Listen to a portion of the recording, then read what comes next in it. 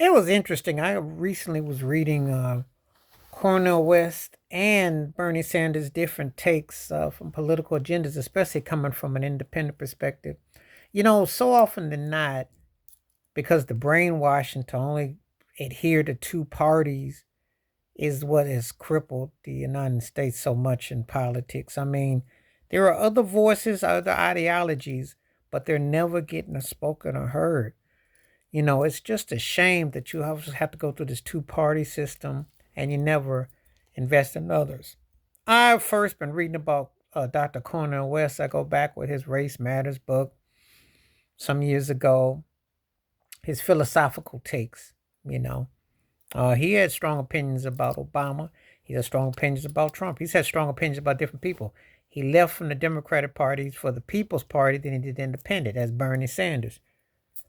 They progressive minded thinking cats, but also Dr. West had stuff to say about Bernie Sanders, why he couldn't win.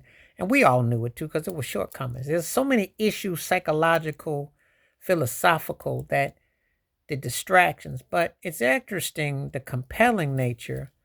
One of the questions I got asked, what I fundamentally thought about Cornel West as opposed to Bernie Sanders. And is it any liberatism between the two? And how does it balance it out? And how does it play out racially? Well, Bernie Sanders ain't talking about no reparations, so I can't take him too serious.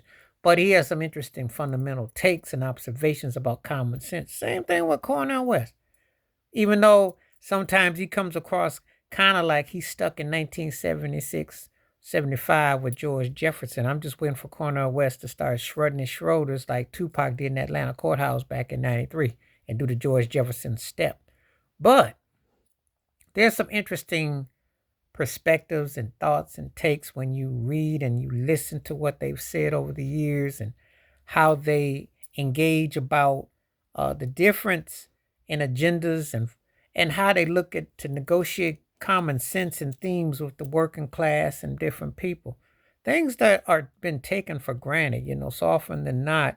Uh, Conversations about how to, employment, housing, uh, financial perspectives. It's just a lot of things that just get kind of taken for granted, swept underneath the rug and the carpet, and they need to be better talked about and dealt with. But I think that when you read these two men, you got to wonder that in a fair world, could have been an interesting tag team.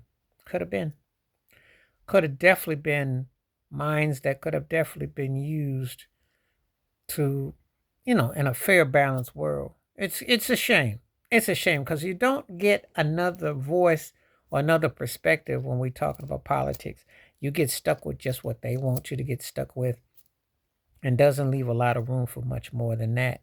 So this is very telling. And, I enjoy listening to the interviews, listening to the observations, uh, how things come into view, totality, and also in a way that it speaks to the common man and woman and the perspectives and the thoughts processes of the future. It's important that you get that voice as a heard listening and you take heed to it because there's a lot to take in and to understand and digest. So definitely worth checking out these two men. For just their takes alone, if nothing else, they are some intriguing perspectives. Please like, subscribe, work on thoughts, comments, and I do respond. Thank you. Wash your hands. Keep your mind clear. Watch out for another shit if you like. Hit that membership because when you do, the videos you request, I bring them back to you. Stay safe, stay blessed, stay woke, stay free, stay true. I'm out one time. Peace.